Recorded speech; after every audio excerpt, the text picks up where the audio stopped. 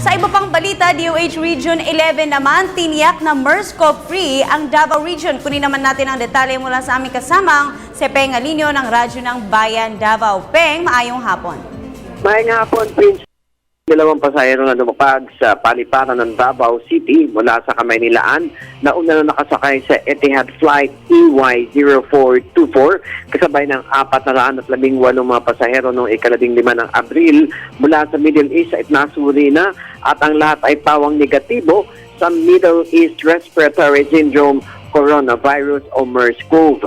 Sa eksesibong panayam kay Department of Health o DOH Director Abdullah Dumama na dahil na rin sa agalang apas si Pangulong Benigno Simeon Aquino III at DOH Secretary Enrique Ona na agad suri ng mga nakasakay sa nasabing airline kaya agad na isagawa ang paghahanap at pagsuri sa mga pasahero.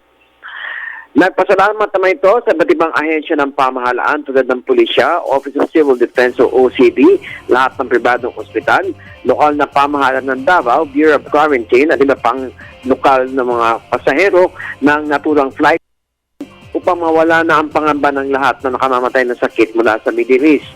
Nagpaalala naman ito sa lahat na upang maging ligtas sa mga nakahawang sakit ay lagi maghugas ng kamay ng mabuti, magtakip ng bibig kapag ka umuubo o bumabahin at kung may alam kayo na may sintomas ng sakit na MERS-CoV ay agad ipagbigay alam sa mga otoridad dahil ito ay maaring makuha rin sa hangin. Dagdag pa ni Dumama. Para sa Telebisyon ng Bayan, Peng Alinio, Radyo ng Bayan, Davao.